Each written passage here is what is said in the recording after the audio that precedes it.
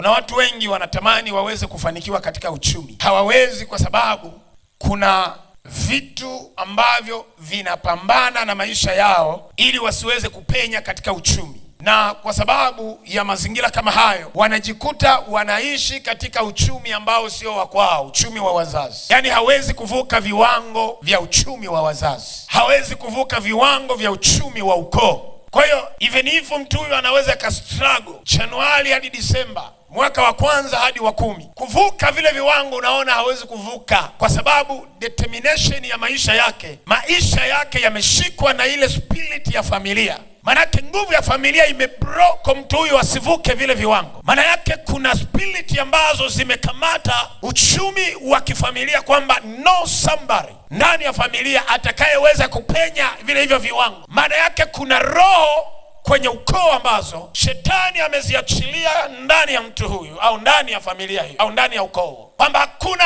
mwana ukoo ambaye ataweza kuvuka vile viwango vya watu, aidha ni kwenye ndoa au ni kwenye uchumi au ni kwenye kazi au ni katika masomo, hawezi kuvuka hivyo viwango. Kwa hiyo hizo ni spirit, ni roho ambazo shetani anazitengeneza. Angalia namna ambavyo kwenye familia yako ni watu wangapi ambao wana struggle, halafu hakuna ambaye anaweza kapenya vile viwango vya familia, hakuna ambaye anaweza kavuka vile viwango.